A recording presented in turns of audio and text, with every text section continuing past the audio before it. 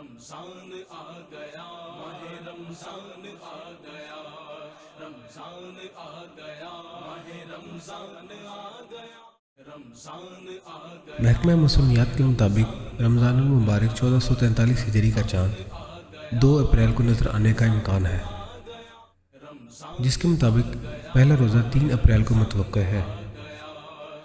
दोस्तों, 2 अप्रैल की शाम इस्लामाबाद में चाँद की उम्र 31 घंटे 32 मिनट होगी।